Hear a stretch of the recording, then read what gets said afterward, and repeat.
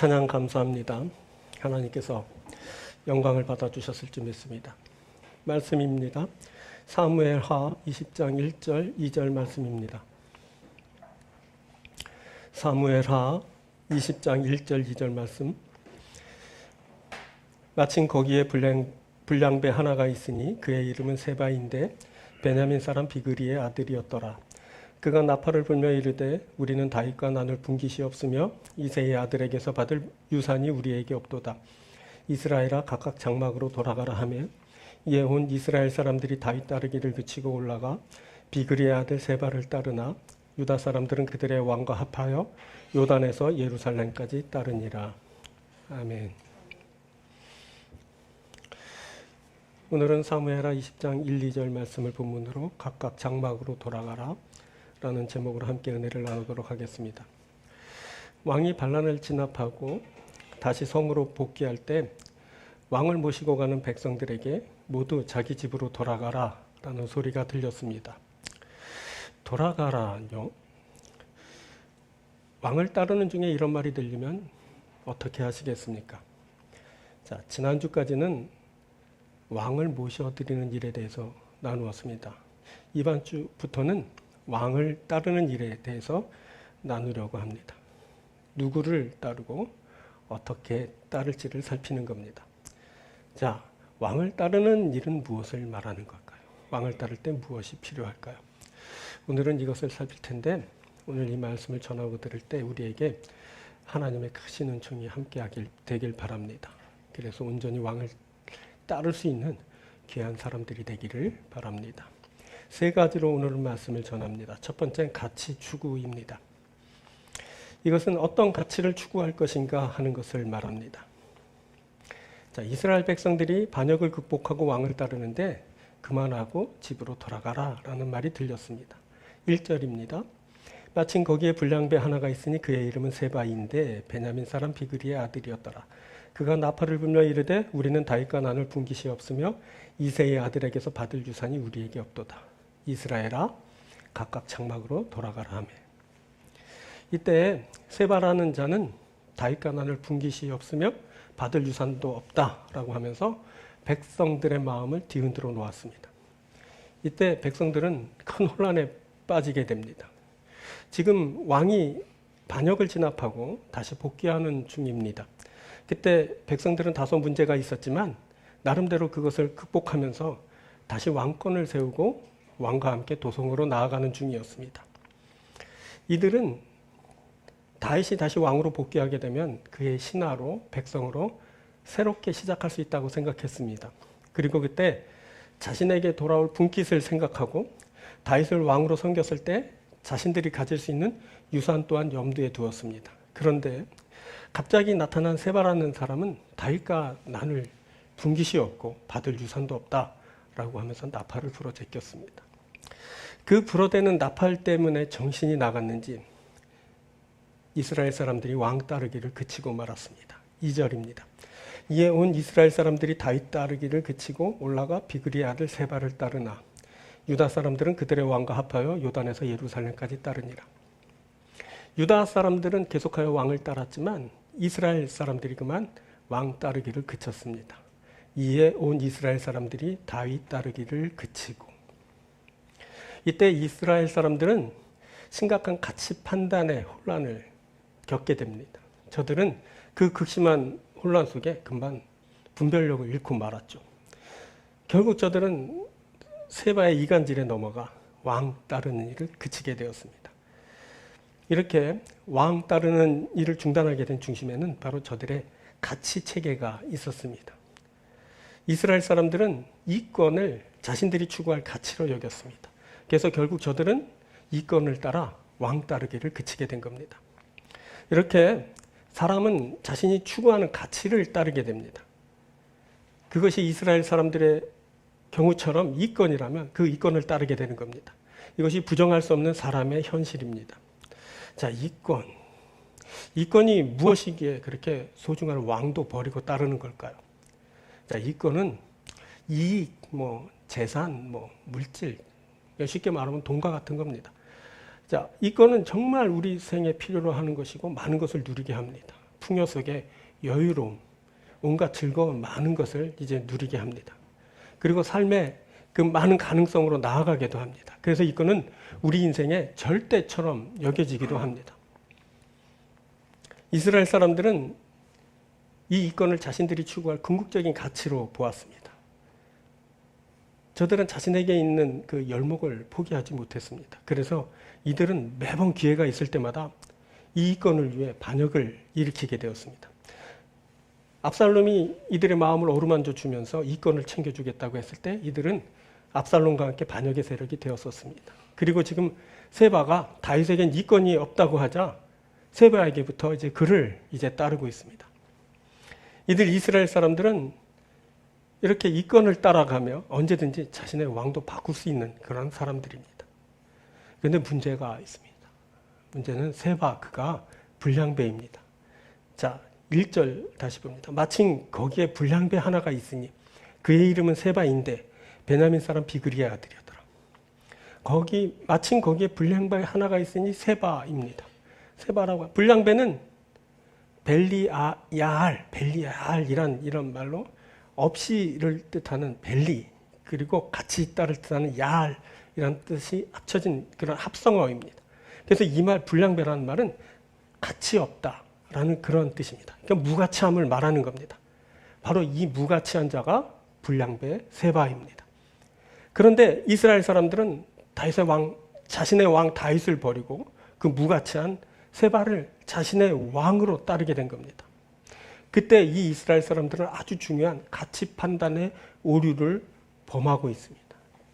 그때 세바가 우리는 다윗과 나눌 분깃이 없으며 이새의 아들에게서 받을 유산이 우리에게 없도다라고 했을 뿐인데 지금 어렵게 회복한 그 왕권 그리고 그 왕 다윗을 버리고 또 버렸을 뿐만 아니라 그 무익한 세바를 이제 따르고 있습니다.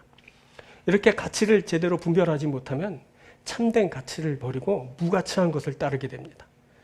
그때 이스라엘 백성들은 참된 가치인 자신의 왕 다윗을 버리고 무가치한 불량배 세바를 따르게 되었습니다. 자, 다윗에게도 문제는 있습니다. 그가 실수를 많이 했고 죄도 범했습니다. 하지만 비교할 수 없는 업적과 위엄이 그에게 있습니다. 그가 소년 시절에 골리앗에게서 나라를 구했습니다. 국민 영웅입니다. 그 대적 블레셋으로부터 백성들을 보호해 주었습니다. 다윗이 나라를 치리하는 동안 나라가 부강해졌고 그리고 평안했습니다. 무엇보다 다윗은 하나님으로부터라는 신앙적인 정당성을 갖추었습니다. 그가 하나님이 기름 부어 세운 왕입니다. 자, 어느 면으로 보아도 그가 참된 가치를 지닌 진정한 왕입니다.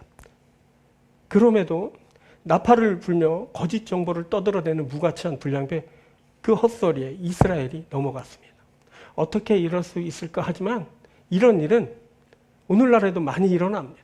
불량배가 일어나 나팔을 불어제끼면 자신의 소중한 가치, 자신의 소중한 그 사람들 다 버리고 거기에 넘어가 그 사람을 추종하게 됩니다. 왜 그럴까요? 이들은 분별력을 상실했기 때문에 그렇습니다. 특별히 이제 우리가 말하는 전문 용어로는 영적 분별력이라는데 영적 분별력을 상실하면 이런 일이 일어납니다. 집에도 안 갑니다. 그냥 불량배를 왕으로 섬기게 됩니다. 오늘날 이단에 빠진 그러한 사람들의 모습이 바로 이런 경우이고 굳이 이단뿐 아니라 그런 어떤 정치적인 사회적인 이념적인 그런 모든 문제에서 바로 이런 일이 발생하게 되는 겁니다. 올바른 그런 분별력을 갖춰야 되고 신앙인들은 특별히 영적 분별력을 갖춰야 됩니다. 그래야 불량배에게 넘어가거나 그에게 속아 그 헛된 것을 추구하지 않게 되는 겁니다. 여러분, 이 영적 분별력을 상실할 때마다 이스라엘 백성들에게서는 이런 일들이 반복해서 계속 나타났습니다. 자, 열왕기상 12장 6절 말씀입니다. 온 이스라엘이 자기들의 말을 왕이 듣지 아니함을 보고 왕에게 대답하여 이르되 우리가 다윗과 무슨 관계가 있느냐? 이새의 아들에게서 받을 유산이 없도다. 이스라엘아 너희의 장막으로 돌아가라. 다윗이여 이제 너는 내 집이나 돌아보라 하고 이스라엘이 그 장막으로 돌아가니라. 자, 솔로몬의 아들 다윗의 손자 르호보암의 때입니다. 이스라엘 사람들은 그 르호보암 왕이 자신들의 말을 듣지 않는다고 세바가 반역을 일으켰을 때 한 말을 되풀이하면서 여로보암이라는 사람을 세워 자신의 왕으로 섬겼습니다. 똑같은 말이 반복됩니다. 그죠? 우리가 다윗과 무슨 관계가 있느냐? 이세 아들에게서 받을 유산이 없다. 이스라엘아 너희의 장막으로 돌아가라 라고 말하고 있습니다.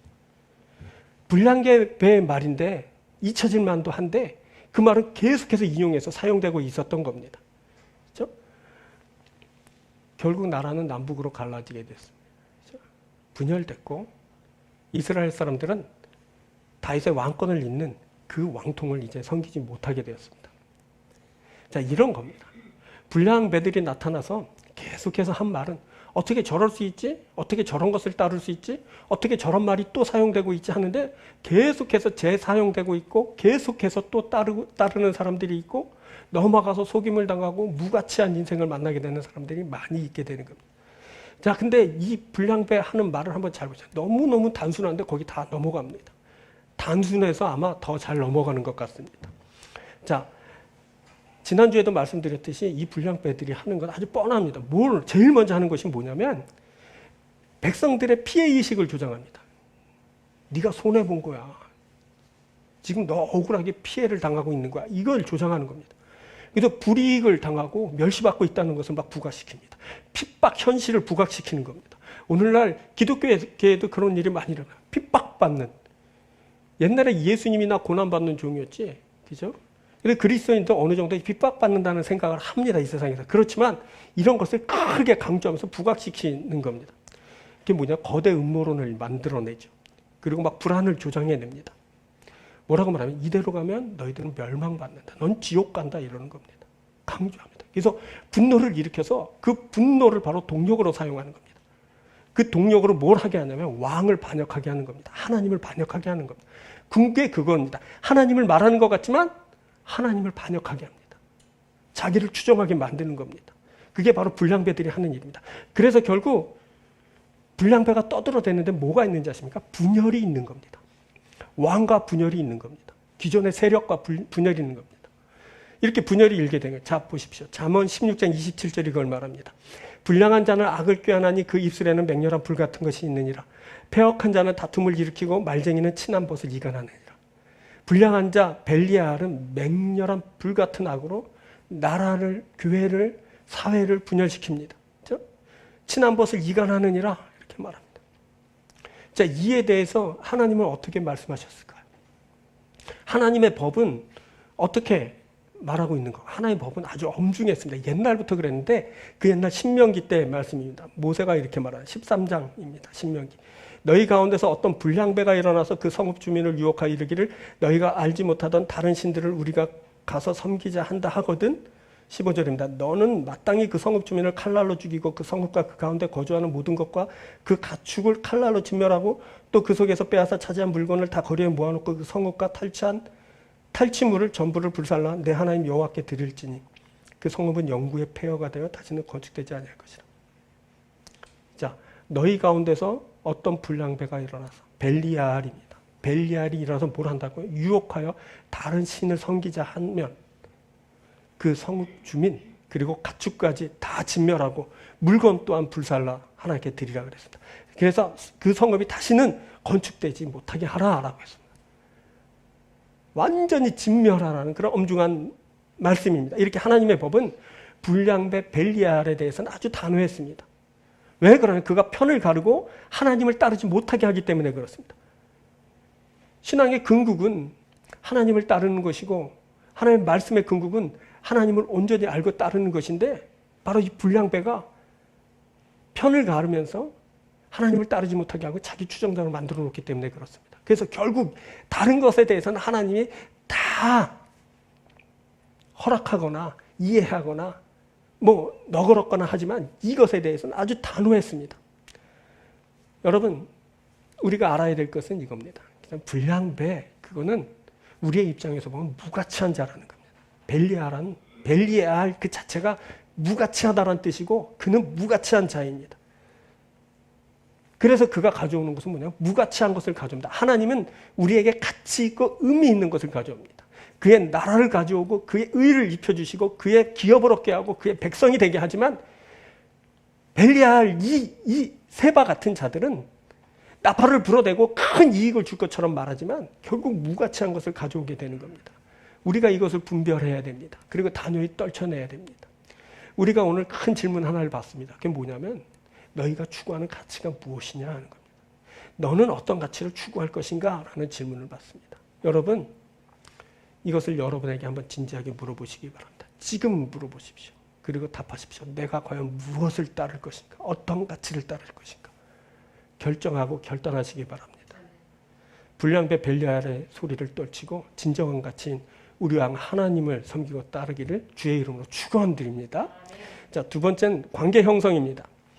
이것은 누구와 관계를 맺을 것인가 하는 것을 말합니다. 자, 그때 깨어졌던 관계가 이어지고 이제 새로운 그런 신뢰가 형성되려고 했습니다. 반역했던 이스라엘 사람들이 왕을 모셔드리는 일에 적극성을 갖게 되었고 친족인 유다 사람들도 왕을 모시며 막 지금 열심을 내고 있습니다. 그렇게 한참 그 왕을 따르는 중인데 갑자기 세발하는 사람이 뚝 튀어나와 끼어들었습니다. 그는 왕과 백성 사이를 이간하고 자신을 따르게 하고 있습니다. 다시 봅니다. 1절입니다. 마침 거기에 불량배 하나가 있으니 그의 이름은 세바인데 베냐민 사람 비그리의 아들이었더라. 그가 나팔을 불며 이르되 우리는 다윗과 난을 분깃이 없으며 이새의 아들에게서 받을 유산이 우리에게 없도다. 이스라엘아 각각 장막으로 돌아가라. 우리는 다윗과 난을 분깃이 없으며 이새의 아들에게서 받을 유산이 우리에게 없도다라는 선동은 이스라엘 사람을 왕 다윗을 따르는 곳에서 떨어뜨려 분리시켰고 결국 이스라엘 사람들은 또 한 번 반역의 무리가 되어 불량배 세바를 자신들의 왕으로 따르게 되었습니다. 이로써 이제 이스라엘 사람들은 또 한 번 관계하는 대상이 달라졌습니다. 그 이전에는 압살롬과 관계하고 압살롬을 왕으로 섬기며 그 압살롬에게서 무엇을 얻을까 했지만 그러나 그 압살롬 또한 불량한 성질 때문에 결국 죽게 되었고 이들은 어떤 것 하나 없이 패망한 그러한 사람들이 되었었습니다. 그래서 이제 겨우 왕권을 회복하고 자신의 왕을 알아보고 이제 따르는 중인데 불량배 세바라는 사람이 나팔을 불어대면서 다윗을 비난하고 나섰고 이간했습니다. 그때 이스라엘 백성들은 또 한 번 또 반역을 합니다. 어떻게 이럴 수 있나 하지만 그냥 이들은 그냥 반역자의 성질을 갖고 있었나 봅니다. 그냥 또 반역을 했습니다. 어떻게 될까요? 불량배 세바를 이제 자신의 왕으로 섬기게 되면서 앞으로는 그로 인한 삶을 살아야 됩니다. 그의 백성으로 그의 영향력을 받고 그가 가져다 주는 그 혜택을 입고 살아야 되는 겁니다. 그런데 문제가 있습니다. 앞에서도 말씀드렸다시피 그 새롭게 관계하게 된 그 세바라는 사람, 그가 불량배입니다. 자, 불량배 벨리얄이라 그랬습니다. 그 말의 뜻이 뭐라 그랬죠? 무가치한, 가치 없는 그런 뜻이라. 근데 또 하나의 뜻이 있습니다. 그게 뭐냐면 파멸, 파괴, 멸망이라는 뜻입니다. 이렇게 무가치하면서 동시에 파괴하고 파멸시키는 그런 사람이 누구냐면 바로 불량배 세바입니다. 그런데 그 파괴시키는, 멸망시키는 그런 자를 자신의 왕으로 이제 섬기게 되었으니 이스라엘은 이제 그로 인한 그런 그 어떤 것을 받아야 되는데 뭘 받게 될까요? 파괴, 파멸, 멸망 뭐 이런 것들을 받지 않겠습니까? 이 이스라엘 사람들은 세바를 왕으로 추정하면서 그로 인한 그 어떤 것을 얻게 될 텐데 그거는 그 파멸이고 멸망인 겁니다. 자, 나훔서를 한번 보겠습니다. 나훔서 1장 11절입니다. 여호와께 악을 꾀하는 한 사람이 너희 중에 나와서 사악한 것을 권하는도다. 자, 이 구절은 여호와께 악을 꾀하는 한 사람이 나와서 사악한 것을 권한다고 하는데 여기서 사악한 것이란 단어가 바로 불량배를 뜻하는 벨리알입니다. 이 악을 꾀하는 자가 권하는 그 사악한 것, 그것은 백성들의 영혼을 파멸시킬 겁니다. 악으로 저들을 꾀하고 그리고 영혼을 지배하면서 하나님과의 관계를 파괴시킵니다.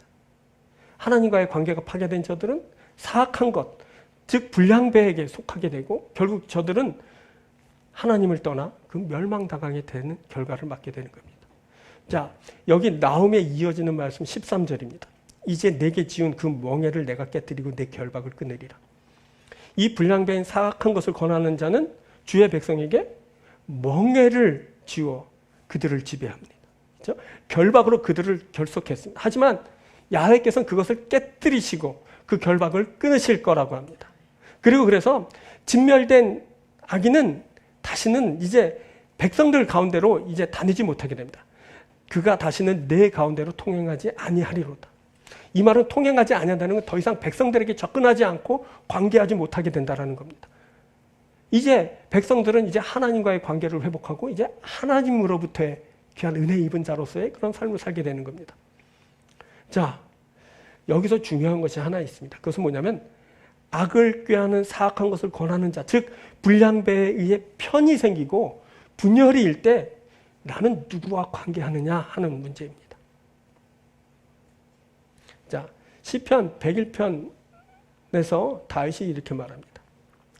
내가 인자와 정의를 노래하겠나이다. 여호와여, 내가 주께 찬양하리이다. 내가 완전한 길을 주목하오리니 주께서 어느 때나 내게 임하시겠나이까. 내가 완전한 마음으로 내 집 안에서 행하리이다. 나는 비천한 것을 내 눈앞에 두지 아니할 것이요 배교자들의 행위를 내가 미워하오리니 나는 그 어느 것도 붙들지 아니하리이다. 사악한 마음이 내게서 떠날 것이니 악한 일을 내가 알지 아니하리이다.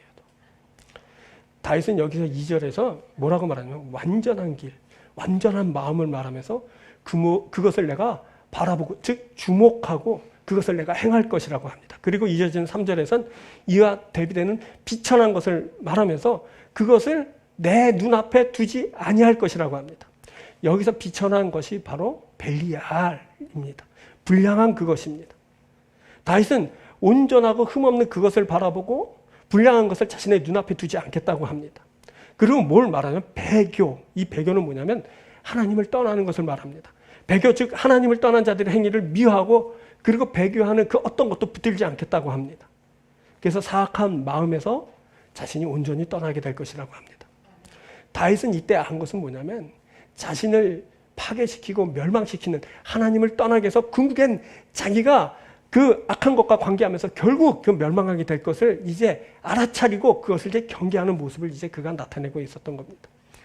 그런데 이렇게 알아차리면 좋겠지만 불량배인 사악한 자가 권하는 그 일이 있게 될 때 그가 나팔을 불며 그 너희의 왕 하나님을 떠나라고 할 때 미혹돼서 떠나는 자들이 있다는 겁니다. 자, 다윗이 이제 그 생을 다 살았습니다. 이제 그가 마지막으로 하는 말이 이제 성경 이제 사무엘하 우리가 보는 성경 사무엘하 23장에 나오는데 이렇게 말합니다. 4절부터 한번 볼게요. 그는 돋는 해의 아침빛 같고 하나님을 말합니다. 구름 없는 아침 같고 비 내린 후에 광선으로 땅에서 음이 돋는 새풀 같으니라 하시도다. 내 집이 하나님 앞에 이같지 아니하냐? 하나님이 나와 더불어 영원한 언약을 세우사 만사에 구비하고 견고하게 하셨으니 나의 모든 구원과 나의 모든 소원을 어찌 이루지 아니하시랴? 그러나 사악한 자는 다 내버려질 가시나무를 가져야 하리니 그것들이 당장에 불살리리로다 하니라. 자, 하나님은 뭐라고 말했어요? 돋는 해의 아침 같고 구름 없는 아침 같고 비 내린 후에 광선으로 땅에서 음이 돋는 새풀 같으니라 하시니라. 하나님이 이런 분입니다. 하나님은 결국 어떤 영원한 언약을 맺으시고 예비하시고 견고하게 하시고 구원과 모든 소원을 이루신다라고 고백하고 있습니다. 그러나 사악한 자는 여기서 사악한 자는 바로 벨리알이며 똑같은 단어가 사용되는데 벨리알은 뭐라고 하냐면 내버려질 가시나무와 같습니다. 가시나무입니다. 가시나무. 가시나무는 당장에 불살라질 거다 이렇게 말합니다. 자, 이때 다윗이 경험한 그 벨리알은 뭐냐면 가시나무와 같은 건데 당장 내버려질 것이라고 말합니다. 그 불량한 그 벨리알은 가시나무와 같아서 그 누구와도 관계하지 못합니다. 누가 붙들질 못합니다. 찔러대기 때문에 그렇습니다. 접근하지 못하게 합니다. 결국 그 가시나무와 관계하게 된 사람은 내버려지게 될 거라고 말합니다. 자, 세바가 어떻게 됐을까요? 그 반란이 반역이 성공했을까요? 세바가 바로 가시나무와 같은 결론을 받게 됩니다. 세바는 내부의 한 여인의 주도하에 배임을 당하고 그러니까 죽임을 당하고 버려지게 되면서 최후를 맞게 됩니다. 결국 어떻게 되냐면 가시나무 같은 그런 최후를 맞게 된 겁니다. 자, 한번 볼까? 여인이 요압에게 이르되 그의 머리를 성벽에서 당신에게 내어 던지리라 하고 이에 여인이 그의 지혜를 가지고 모든 백성에게 나아가매 그들이 비그리 아들 세바의 머리를 베어 요압에게 던지라. 결국 이렇게 허망하게 끝날 것을. 그렇죠? 그런데 이런 비극적인 최후에 대해서 알고 있음에도 그 가시나무와 같은 이와 관계하려는 이들이 있습니다. 그들이 아주 많습니다. 어떨 때는 그들이 대다수입니다. 그들이 바로 오늘 본문의 이스라엘 사람들이고 오늘 이 세상에 사는 또 다른 사람들입니다. 그 사람들은 불량배 세바 같은 사람들을 따릅니다. 그와 관계합니다. 그가 가시와 같고 그가 파멸과 파괴와 멸망을 가져올 줄 알면서도 그를 따릅니다. 아마 이 건과 연관돼서 앞서 살핀 대로 그것을 따르는지 모르겠지만 결국 그와 관계하면 가신 나무와 같이, 그렇죠? 파멸과 파괴를 가져오고 세바와 같이 배임을 당해서 버려지게 될 것이죠. 종국 궁극에는 뭐냐? 그와 관계하면 망하게 된다는 겁니다. 이스라엘 사람들은 다윗 왕을 버리고 그리고 불량배 세바를 따랐습니다. 정말 이해 안 되죠. 근데 이해 안 되는 일이 오늘날에도 버젓이 일어나고 있다는 겁니다. 하지만 사악한 것이 미혹하는 그 현실에도 그것을 쫓지 않으며 왕이신 하나님을 따르는 자들에게는 악을 꾀하는 사악한 자들이 더 쉬운 명예가 있을지라도 하나님이 그것을 깨뜨리시고 그 결박을 풀어주실 겁니다. 그래서 내게서 악이 완전히 진멸되고 다시는 내 가운데로 오가지 못하고 영원히 떠나게 될 겁니다. 할렐루야. 자, 위기를 만난 하나님과의 관계는 이렇게 다시 새롭게 형성되는 겁니다. 주께서 그 사악한 자가 지운 멍에를 깨뜨리실 때, 내 결박을 끊으실 때 내가 다시 자유하게 되고 온전히 주와 관계하게 되는 겁니다.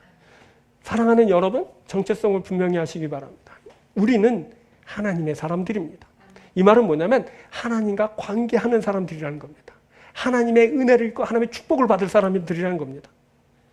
그래서 우리들은 불량배 벨리알 혹은 세바의 그 세력을, 그 미혹을 떨칠 수 있습니다. 우리에겐 오직 생명과 구원 되시는 하나님만 필요합니다. 우리는 왕이신 하나님을 따를 겁니다. 그와 관계할 겁니다. 그로부터 주님이 주시는 온갖 은혜와 축복을 받아 누릴 겁니다. 모두 이런 사람들이 되길 주의 이름으로 축원드립니다. 세 번째, 미래 설계입니다. 이건 내가 어떤 미래를 만나게 될 것인지를 이제 묻고 답하는 겁니다. 불량배가 역사하고 불의의 악한 일이 내게 진행되고 또 그 악이 내 안에 존재할 때 우리가 어떤 미래를 설계할 수 있을까요? 역설적이게도 우리는 이 무가치하고 파괴적인 불량배의 나팔 소리가 울려 퍼질 때 오히려 하나님이 보여주시는 그 미래를 희망하게 됩니다. 자, 불량배 세바의 외침의 중심은 뭐냐면 다윗과 함께하는 삶은 희망이 없다라는 것이었습니다. 다시 또 봅니다. 1절. 마침 거기에 불량배 하나가 있으니 그의 이름은 세바인데 베냐민 사람 비그리의 아들이었더라. 그가 나팔을 불며 이르되 우리는 다윗과 나눌 분깃이 없으며 이새의 아들에게서 받을 유산이 우리에게 없도다. 이스라엘아 각각 장막으로 돌아가라 하며. 자, 우리는 다윗과 나눌 분깃이 없으며 이새의 아들에게서 받을 유산이 우리에게 없도다. 이 말은 더 이상 다윗에게 얻을 것이 없다라는 말입니다. 그래서 이 말은 다윗을 따르는 삶은 아무런 희망이 없다라는 말입니다. 그때 이 분깃, 이 유산 같은 말은 이스라엘 사람들을 아주 강하게 자극했습니다. 이들에겐 떨칠 수 없는 피해의식이 있습니다. 10배나 큰 지파이지만 종친이 아니라는 이유 때문에 늘 뒷전이었습니다. 가뜩이나 손해받고 있다라는 의식을 가지고 지금 왕을 따르는 중인데 없다 하면서 자극해 들어오니 이들이 견디기 어려웠을 겁니다. 자, 그 말은 이들의 희망을 완전히 싹둑 잘라버리는 말로 아예 희망 없는 미래를 상상케 했습니다. 인생 겪으면서 제일 힘든 것이 뭐냐면 가능성이 사라지는 것을 보는 겁니다. 내게 가능성이 없다라는 것만큼 더 큰 그런 절망은 또 없습니다. 그때 이스라엘 사람들이 바로 그것을 보게 된 겁니다. 다윗을 따르는 곳엔 희망이 없다. 다윗을 따르는 곳엔 미래가 없다. 그런데 여러분, 이 소리는 거짓 음모였습니다. 다윗이 무슨 혼자 독식하는 도둑놈 심보를 가진 자도 아니고 백성을 사랑하는 그는 자신의 사람들의 후이 주고도 또 줄 사람입니다. 여러분, 무비보셋의 경우를 보십시오. 그의 할아버지, 아버지의 재산을 다 추적해서 찾아가지고 그에게 다 주어서 누리게 했습니다. 다윗이 그런 사람입니다. 근데 그를 마치 모든 것을 차지하고도 내주지 않을 사람처럼 묘사하고 있는 세바의 말, 완전 거짓입니다. 그리고 우리가 알게 되는 것은 정작 미래가 없는 것은 세바입니다. 여러분, 그가 불량배입니다. 여러분, 불량배에게 무슨 희망이나 미래가 있습니까? 그가 무가치하고 더 나아가선 파멸과 파괴를 일삼는 자입니다. 그런데 그에게 무슨 미래가 있겠습니까? 같이 하다간 같이 죽는 겁니다. 이것이 바로 불량배를 따르는 자들의 미래입니다. 근데 정말 웃기는 일이 벌어졌습니다. 세바는 다윗에겐 더 이상 얻을 것이 없다 그 말만 했을 뿐인데 백성들이 그 불량배 세바를 따르게 된 겁니다. 세바는 다윗에겐 분깃도 유산도 없다 하면서 뭐라고 말했냐면 각각 장막으로 돌아가라 했습니다. 너희 집으로 돌아가라 라고 하는 말입니다. 그런데 이스라엘 사람들은 집으로 돌아가지 않았습니다. 정말 웃기게도 집에도 안 가고 그 불량배 곁에서 불량배를 왕으로 추종하면서 따르게 됐습니다. 이게 도대체 무슨 현상입니까? 왜 이스라엘 사람들은 집으로 돌아가지도 않고 세바를 따랐을까요? 이건 세바의 계략에서 나온 결과입니다. 세바는 이렇게 될 줄 알고 있었습니다. 이것은 그럴 줄 알고 불량배들이 즐겨 쓰는 해쳐 모여 작전입니다. 옛날부터 불량배들은 이 방법을 줄곧 자기들의 전략으로 써왔습니다. 이들은 제가 지금 계속 설교를 통해 지난주 계속 말하고 있듯이 피해의식을 조장하고 그래서 더 이상 왕을 따르지 못하게 하고 더 나가서 반발하게 하여 반역을 일으키게 하고 말로는 집으로 돌아가라 라고 하지만 결국 자신을 따를 것임을 잘 알고 있습니다. 바로 이것이 불량배들이 편가르는 목적입니다. 왕을 반역하여 더 이상 갈 곳 없게 된 백성들은 새로운 왕을 구하게 되는데 그 앞에 바로 불량배 세바가 있는 겁니다. 갈 곳 없는 인생들은 결국 그 불량배를 따르게 되는 겁니다. 그런 겁니다. 잘 판단해서 그 지혜롭게 자신의 갈 곳으로 가면 좋겠지만 결국 왕을 떠난 자는 결국 불량배를 따르게 돼 있습니다. 왜 하필 그가 그곳에 있을까요? 왕을 떠나면 사실은 거반 다 그 진정한 존재를 만나기 어려운 겁니다. 불량배를 만나게 될 확률이 높은 거죠. 선택의 여지가 없습니다. 이미 반역을 했잖아요. 오갈 데 없습니다. 돌아갈 데 없습니다. 뭐 집으로 갈까요? 집에 가면 뭐가 있을까요? 아무것도 없. 결국 뭐냐면 세바가 저들의 왕이 되는 겁니다. 그런데 안타깝게도 불량배 세바에겐 나누어질 분깃이나 유산 같은 거 없습니다. 그가 줄 것처럼 말했어도 그에겐 줄 분깃 유산 없습니다. 있어도 그는 절대 내줄 마음이 없습니다. 왜? 그가 그냥 불량배이기 때문에 그렇습니다. 불량배에게 뭐 분깃이나 유산이 있을 리도 없지만 있어도 그는 내주지 않습니다. 그는 가치 없는 자고 파괴를 일삼는 자입니다. 그를 따르면 여러분 미래가 없습니다. 미래가 멸망입니다. 이제 스스로 결정해서 따른 그 결과를 이제 만날 차례입니다. 과정이 그와 함께 했으니 결과도 그와 함께 하게 될 겁니다. 결국 그와 같은 운명이 됩니다. 같은 미래를 만나게 되는 겁니다. 그때 한 여인의 지혜가 없었다면 모든 백성이 요압 군대의 진압에 처절하게 당하고 모두가 함께 죽을 뻔했습니다. 그런데 여인이 나타나서 세바만 내주고 이제 백성들을 구하게 되는 일이 있게 된 겁니다. 자, 우리가 알아야 됩니다. 나의 미래는 지금 누구와 함께 하고 있는가 하는 것이 결정합니다. 분열이 불가피한 일이라면 그때 분열일 때 누구를 따를 것인지를 잘 선택해야 합니다. 불량배 세바를 따른다면 그와 미래를 함께하게 됩니다. 왕 다윗을 따른다면 다윗과 미래를 함께하게 됩니다. 자, 시편 18편에도 나오는 우리가 보는 책 사무엘하 22장에서 다윗은 이렇게 말합니다. 자, 4절부터 봅니다. 내가 찬송받으실 여호와께 아뢰리니 내 원수들에게서 구원을 받으리로다. 사망의 물결이 나를 애우고 불의의 창수가 나를 두렵게 하였으며 수월의 줄이 나를 두르고 사망의 울무가 내게 이르렀도다. 내가 환난 중에서 여호와께 아뢰며 나의 하나님께 아뢰었더니 그가 그의 성전에서 내 소리를 들으시며 나의 부르짖음이 그의 귀에 들렸도다. 자, 다윗이 내 원수들에게서 구원을 받으리로다 라고 말하고 있을 때 사망의 물결이 그를 애우고 불의의 창수가 그를 두렵게 하였으며 수월의 줄이 그를 두르고 사망의 올무가 그에게 이르렀었습니다. 여기서 그를 두렵게 했던 그 사망의 물결, 불의의 창수, 수월의 줄, 사망의 올무는 바로 불량배의 역사로 일어난 일입니다. 여기서 불의의 창수라고 할 때 불의가 바로 벨리알이라는 단어입니다. 그러니까 불량한 존재가 그 창수를 일으켜 가져오게 된 겁니다. 그때 파괴적인 그 벨리알이 창수, 즉 계곡을 막 세차게 흐르는 급류처럼 그에게 막 덮치고 있습니다. 그것은 사망의 물결 같았고, 그것은 스스로의 힘으로는 절대 빠져나오지 못할 그 수월의 줄, 그 사망의 올무처럼 느껴졌습니다. 그런데 그때 다윗은 뭐라고 말하냐면, 내가 찬송 받으실 여호와께 아뢰리니 내 원수들에게서 구원을 받으리로다. 노래하고 있습니다. 그것은 그가 벨리알에게서 건짐을 받았기 때문입니다. 이 시의 1절을 보면 이렇게 말합니다. 이 시편은 여호와께서 다윗을 모든 원수의 손과 사울의 손에서 구원하신 그날에 쓰인 거였습니다. 다 보니까 다윗이 만난 그 모든 환난은 이미 과거형, 이거 이미 당한 일이었습니다. 그냥 보십시오. 자, 22장 5절. 사망의 물결이 나를 애우고 불의의 창수가 나를 두렵게 하였으며 수월의 줄이 나를 두르고 사망의 우물가 내게 이르렀도다. 자, 애웠습니다. 이미 애우고 있어요. 나를 두렵게 하였으며 하고 있었어요. 나를 둘렀어요. 내게 이르렀도다. 이미 나에게 임한 것이에요. 과거형입니다.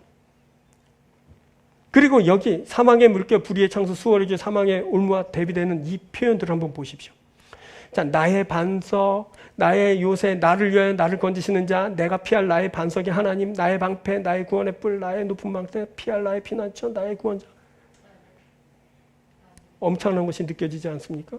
어마어마한 겁니다. 불량배가 가져온 것은 뭐 사망의 물결이고 수월의 줄이고 그랬는데 거기에 대비되는 이 표현을 보십시오. 나의 반석, 나의 요새, 나를 위해 나를 건지시는 자, 내가 피할 나의 반석이 하나님, 나의 방패, 구원의 뿔, 나의 망대, 피난처. 이것이 그것을 끊지 않겠습니까? 그것을 멈추게 하지 않겠습니까? 그것을 물리쳐 주지 않겠습니까? 그 어떤 세력도 절대 이길 수 없는 그 절대 힘을 이 말씀 속에서 한번 느껴보십시오. 이것을 불량배가 벨리알이 절대 이길 수 없는 겁니다. 다윗의 구원은 그런 겁니다.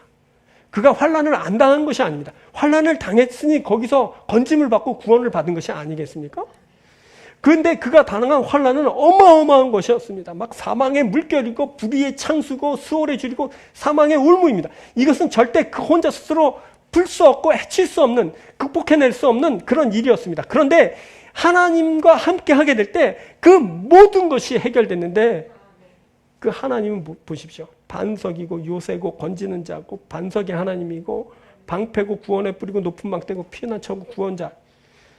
다윗은 그것을 절대 의심치 않았습니다. 그 창수가 막 세차게 막 흘러넘쳐 자기를 집어삼키려 할 때, 그때 하나님을 바라보고 그 하나님과 관계하고 그 하나님과 함께하는 미래를 얻기를 원했습니다. 그래서 다윗은 이렇게 노래할 수 있습니다. 자, 22장 2절부터 이렇게 말합니다. 이르되 여호와는 나의 반석이요 요새시요 나를 위해 나를 건지신 자시요 내가 피할 나의 반석 하나님이시요 나의 방패시요 나의 구원의 뿌리시요 나의 높은 망대시요 그에게 피할 나의 피난처시요 나의 구원자시라. 나를 폭력에서 구원하셨도다. 사랑하는 여러분, 다시 말합니다. 저와 여러분들이 누구입니까? 우리는 하나님의 사람들입니다. 우리가 우리의 왕 하나님과 함께합니다. 그래서 우리가 우리의 왕 하나님과 함께 하나님의 미래에 참여하게 될 겁니다. 바로 이것이 우리의 미래의 설계입니다. 우리는 당장 잠시 후의 일도 내일 일도 알 수 없지만 확실하게 알게 되는 것은 뭐냐면 우리의 미래인데, 우리는 섬기는 우리의 왕, 우리 하나님과 함께하게 될 것이라는 겁니다. 우리는 우리의 왕이신 하나님과 영원히 살게 될 겁니다. 그 나라가 되고 그 기업이 될 겁니다. 그의 의가 되고 그의 자녀와 백성으로 살게 될 겁니다. 이것이 바로 우리의 미래입니다. 지금 어려운 때 우리에게 큰 도전이 있습니다. 우리에게 세찬 물결처럼 환난이 임했습니다. 사망의 올무처럼 우리의 목을 죄어옵니다. 이때 우리가 어떻게 해야 할까요? 우리 할 수 있는 것은 우리 하나님을 구하는 겁니다. 하나님과 함께 하는 겁니다. 그러면 우리가 하나님과 함께 미래를 같이 하게 될 겁니다. 사랑하는 여러분, 부디 이 어려운 때를 이기시기 바랍니다. 여러분의 환난의 때를 잘 지내고 하나님과 관계하고 하나님과 함께해서 하나님의 미래에 참여하는 귀한 여러분들이 되길 주의 이름으로 축원드립니다. 말씀을 맺겠습니다. 세 가지를 드렸습니다. 여러분 오늘 이 세 가지 대답에 물음에 확실히 대답을 해야 됩니다. 가치 추구인데 어떤 가치를 추구할 것인가? 여러분들이 추구하는 그 가치를 한번 보십시오. 눈앞에 이권 그것을 쫓지는 않습니까? 사랑하는 여러분, 참된 가치, 영원한 가치인 하나님을 쫓기 바랍니다. 주 하나님을 따를 수 있게 되길 바랍니다. 두 번째 관계 형성인데 누구와 관계를 맺을 것인가? 오늘도 불량배와 짝하고 있지 않습니까? 가치 없는 그와 지금 친구하고 있지 않습니까? 멸망을 가져올 그와 지금 함께하고 함께 낄낄거리고 웃고 그렇게 살고 있지 않습니까? 여러분 하나님을 구하십시오. 하나님을 만나십시오. 하나님과 관계하십시오. 꼭 이런 일이 있게 되길 바랍니다. 세 번째 미래 설계. 어떤 미래를 만날 것인가? 앞에 두 부분 가치 추구, 관계 형성을 올바로 하면 우리들은 아주 자동으로 이제 하나님과 함께하는 미래를 만나게 될 겁니다. 우리는 하나님의 사람들, 하나님이 함께하는 미래에 그와 함께하게 될 겁니다. 그의 나라가 되고 그의 기업이 되고 그의 의가 되고 백성이 되고 자녀가 되는 축복이 여러분과 함께하게 되길 바랍니다. 기도하겠습니다.